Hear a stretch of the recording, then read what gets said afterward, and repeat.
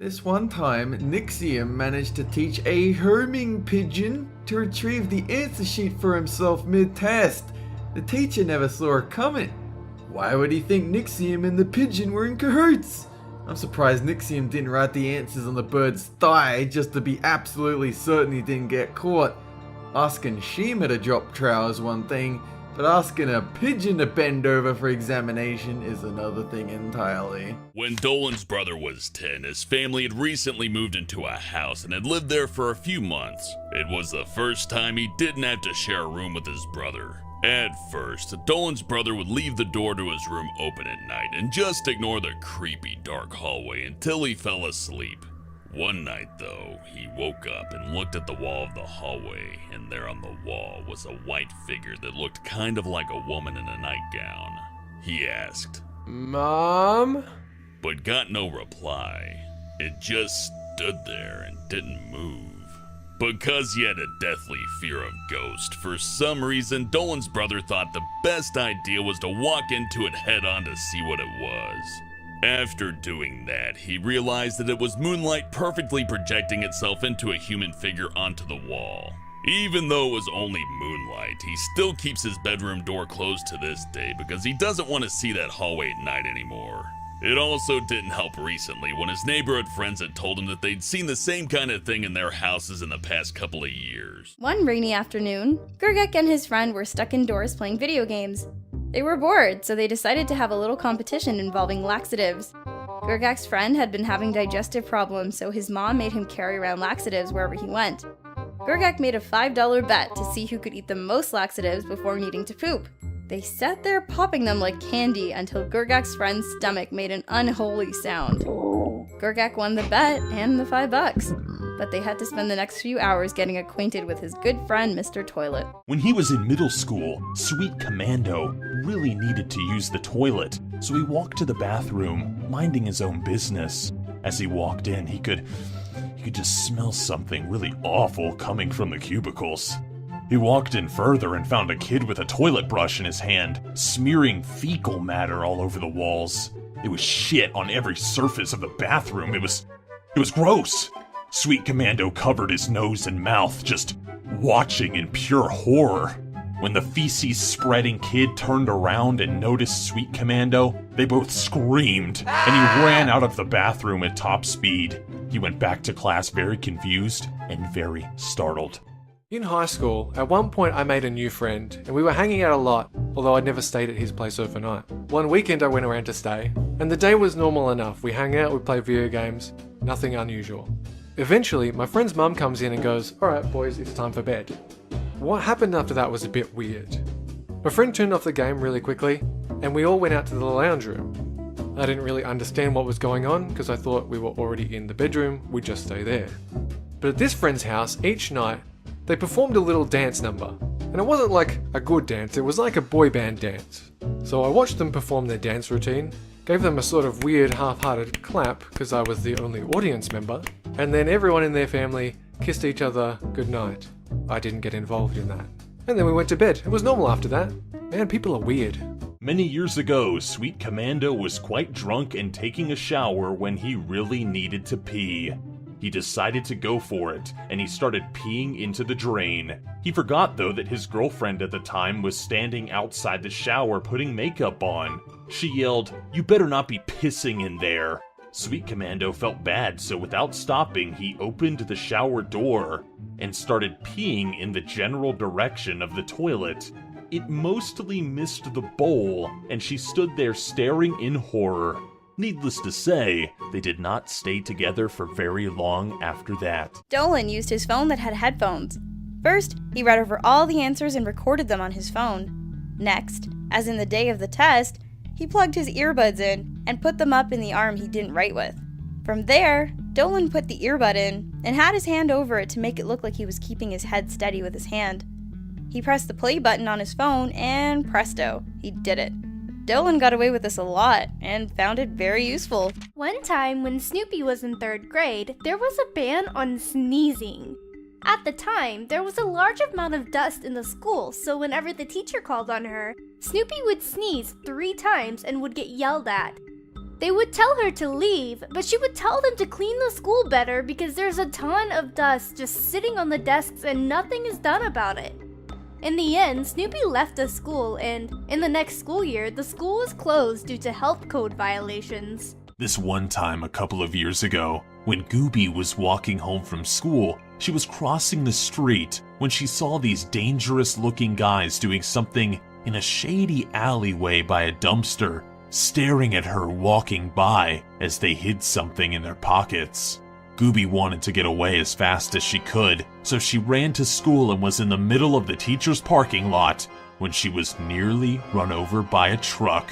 Gooby didn't see who was in it, but she barely escaped and she hid in some bushes on the playground. Afraid of being seen, she didn't want to take any chances of seeing who it was, and she stayed in that bush for what seemed like hours, until she finally got up and checked. There was nobody there, so Gooby ran in and went to her second grade class, where her teacher made her go back and get a tardy slip from the office. In the office, Gooby asked the principal for a slip, and she went off to get it.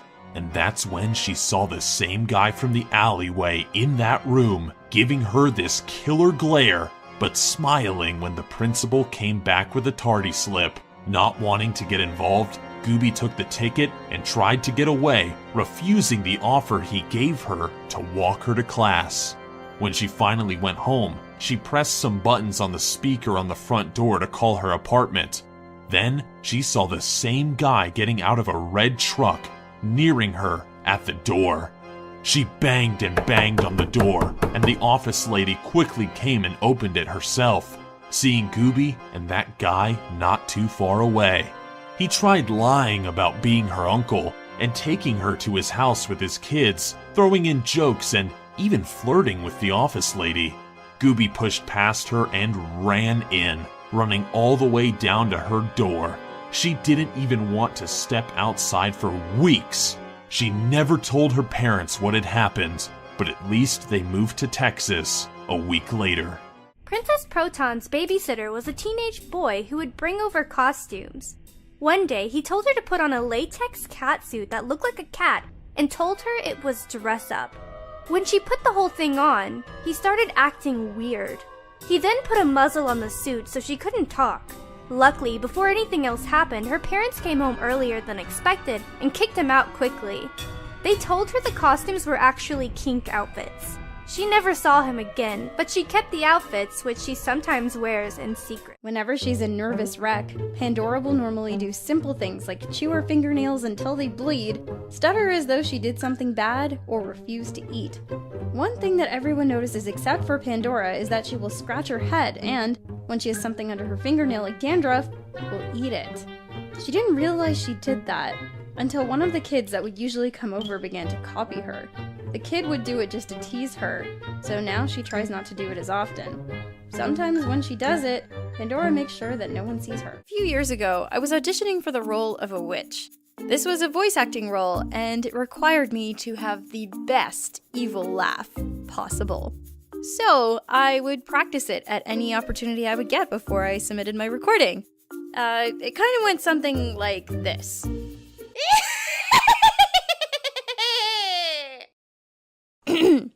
So yeah, you can imagine why I was pretty dang embarrassed when my teacher and a few of my classmates walked in and heard this. They thought I was crazy. Should have done this from the privacy of my own home instead of a damn classroom. Anyway, live and learn. Tolop's music teacher called him a vampire freak, hit him in the face with books, and accused him of dealing drugs in school. She stole his lunch because she thought it was unhealthy and tried to convince the younger students Tolop really was a vampire and that he'd kill and rape them. Nothing was done until another teacher caught her literally beating up a student until they bled for refusing to sing in front of the class for her amusement. Some people say teachers would never bully students, but it happens every day in almost every school. When she was in high school, Gooby dumped her boyfriend of 3 years. The reason she dumped him was because she caught him trying to strangle her cat. He got angry after she dumped him, and every Wednesday he would send her a gift. The gifts were corpses of animals he had killed, along with a letter explaining in great detail how he killed them. He also said that he would shoot her or her family if she told anyone. Gooby's parents found out what was going on and called the police, who came and found her ex-boyfriend and his dad standing outside her house with a gun. They were arrested, with the incident hitting the front page of the newspaper. The mother of Gooby's ex-boyfriend went to her house and cried about how they were responsible for taking her family away from her. Gooby and her family moved soon after. One time Melissa was working at a flea market. She was alone selling items when a young boy started to hit on her. She said, I know I look 17, but I'm 23 years old. I'm too old for you. Now, leave me alone. I came to work, not to date a minor. The boy didn't give up and said, can we at least be friends with benefits? Melissa was shocked when she heard those words. She told him, Hell no! but again, he didn't get the memo and asked, are you sure? You have a back room, so why don't we do it in there? While he said that, he came closer to her like he was trying to kiss her. But Melissa avoided it. She didn't want to go to jail for hitting a minor, so instead she said, I have a number for security. Leave me alone or I'll call them. The boy walked away. Melissa was relieved that she didn't have to deal with him anymore. But a few hours later, he came back and left her a note that said, I will be back next week when I turn 18. Here's my number. One time, Salty Squid and his roommate Legna went to a party. Though Salty Squid didn't drink that much, Legna certainly did. When they got home, Legna started throwing apples out of the second floor window. He threw one, then went down to see if it shattered or broke, then went back up. He continued doing that for 2 hours, saying, Why aren't these phones shattering or breaking? Salty Squid just facepalmed and said, Go to sleep, Legna. One night after work, Doopy got on a bus to go home. She put her headphones in and started reading when a large and very drunk man boarded and sat right next to her.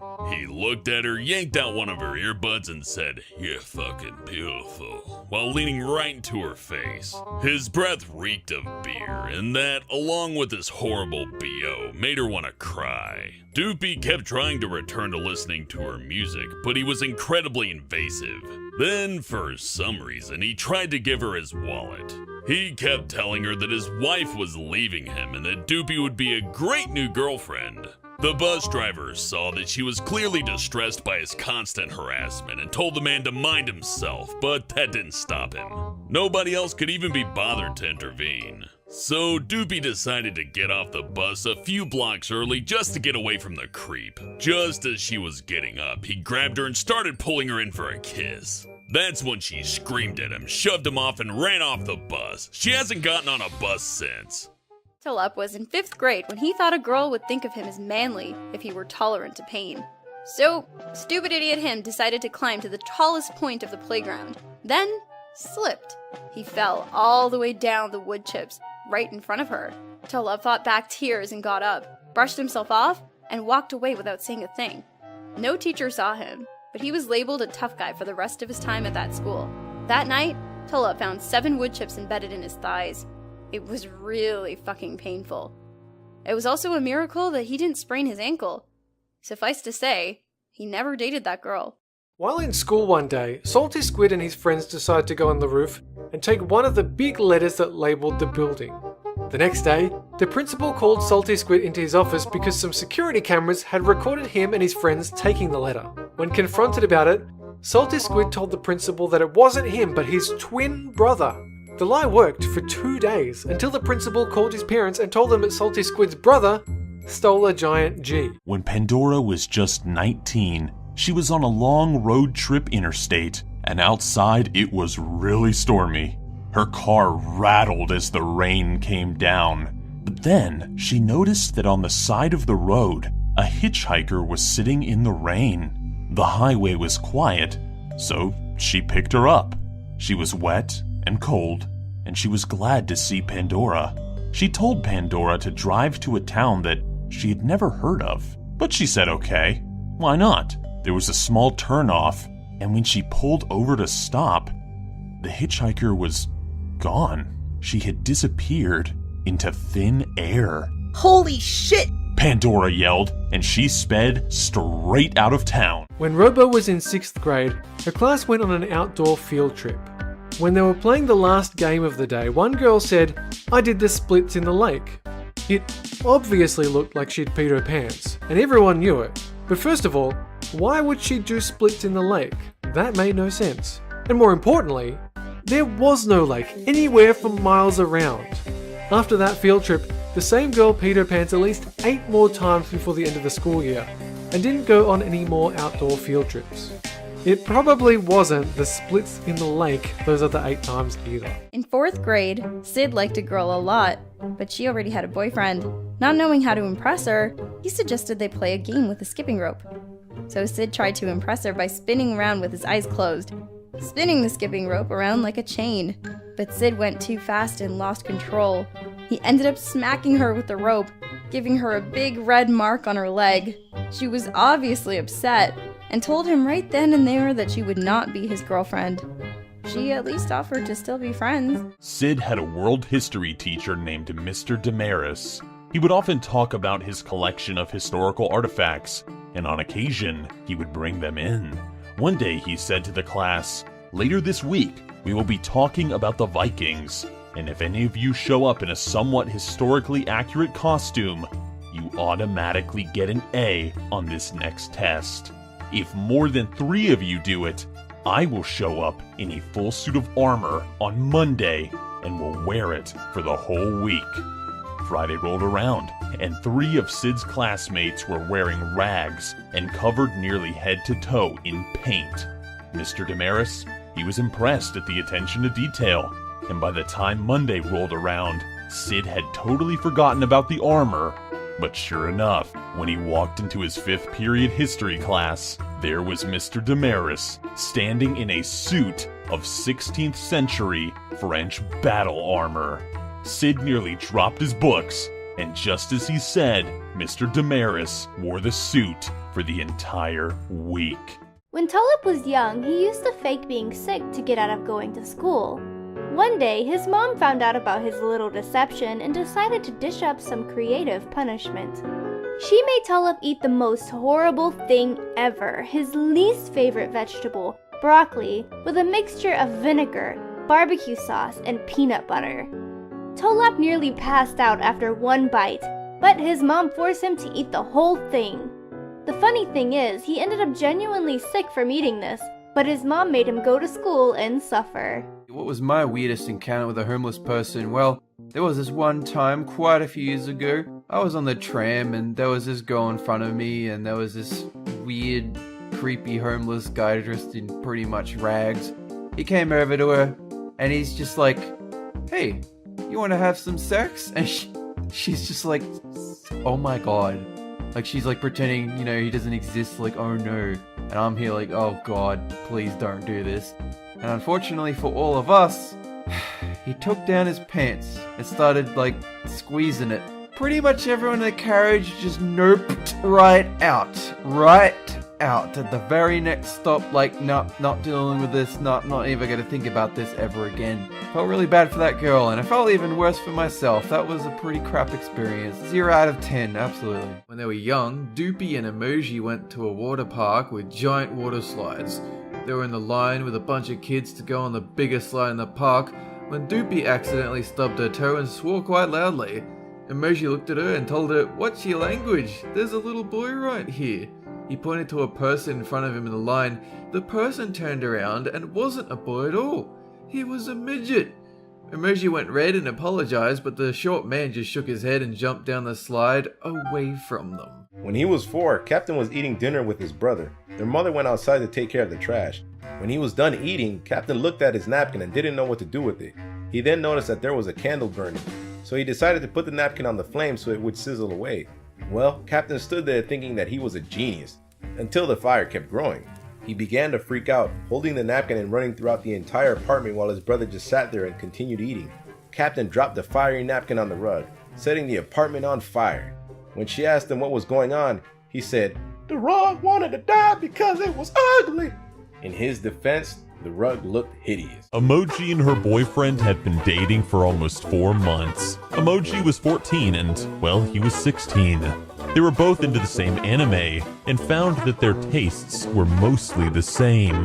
What Emoji found out later in the relationship is that he was really into hentai. Eventually, his mom found out about it, and when she did, his mom told Emoji's mom. It turned out Emoji's boyfriend lied to his mom to get off the hook. He told her that Emoji was the one making him watch all that hentai. In his story, Emoji refused to stop sending him an endless stream of non-stop hentai, so he promised to break up with her to get it to stop. His mom told Emoji's mom that she should be punished for sending him all this ungodly material, and that she essentially was a harlot. Needless to say, that was the end of that. Well, one day Robo was sitting in her chair, minding her own business, when all of a sudden some kid she didn't know came up and stabbed her in the arm. The kid used a pencil to do the deed, but Robo was the one who got suspended from school for a week. The reason for the detention was because she supposedly antagonized him. Robo couldn't believe that the Michael Myers wannabe only got 1 day of detention, all because his friend said that Robo started it. When Pringle was a kid, his mom dragged him along to a family friend's birthday party. There were no other kids there, and most of the guests were very drunk. At the end of the night, all of the middle-aged guys at the party suddenly stripped down to their underwear and started a conga line. The conga line went straight out the front door and all the way down the street before slowly returning to the house. Everyone was cheering and laughing, but it was the most confusing thing little Pringle had ever seen. Last summer, Ladybot went to visit her young cousins, and one night she stayed up pretty late with one particular cousin who was 2 years old. At around 11 p.m., he sat up in his bed and he looked like he was talking to someone or something, but she couldn't see anything, so she told him to lie back down and go back to sleep. He looked at her and then looked at whatever he was talking to and then said, "No, don't touch her." He then looked back at Ladybot, laid down, and went to sleep. Needless to say, Ladybot didn't sleep at all that night. A few years ago at an anime convention, which is, home to a lot of weird stuff in general, Pringle was cosplaying as the warden from the anime series Super Jail. While strolling outside the convention center, out of nowhere, this one fangirl wearing Japanese cat ears sneaks up from behind. She was playfully pretending to stalk Pringle. He didn't think anything of it until she put a plastic collar tied to a fake chain around his neck. Pringle was caught off guard at first, but she told him that she was just really happy to see someone cosplaying from a show that was falling into obscurity. She then wanted to take a picture with Pringle with the collar around his neck, pretending to be scared. It was all in good fun, but even by convention standards, it was kind of weird. Back when she worked at Godfather's Pizza, Ramona took a phone call on her first day. The customer on the other end was a cantankerous old woman who wanted to talk to the manager. So Ramona put her on hold, or tried to. Still learning the phone system, Ramona had accidentally put the woman on speaker instead of on hold. So while the old woman was holding, Ramona joked to one of her coworkers that the reason the woman talked to them in such a rude way was probably because her husband left her. The woman heard Ramona's comment and hung up. Nobody heard from her since. When Ghost Toast was 9, he was left home alone. He heard a noise, which sounded like someone screaming. He got scared and ran to his oldest brother's room, then locked the door. Later, he heard the noise again, only now it was closer. He started shaking, then turned off the lights in the TV and hid under his bed. Their dog, Brave, started sniffing the floor and barking. As the dog barked, Ghost Toast heard the footsteps coming up the stairs. Finally, Brave stopped barking. As soon as Brave laid down, the door handle started moving. Just then, the lock broke and Brave went crazy. The truly brave dog bit the intruder's leg. Ghost Toast heard a man scream and a long butcher knife dropped to the floor. Brave chased the intruder out of the house. Ghost Toast was still under the bed, shaking and crying. His neighbor came over to see what was going on. She saw him under the bed and he told her what had happened. The police arrived at Ghost Toast's house and later found the man. The man turned out to be a friend of Ghost Toast's oldest brother who had a secret hatred of him. He wanted to kill his little brother to hurt him.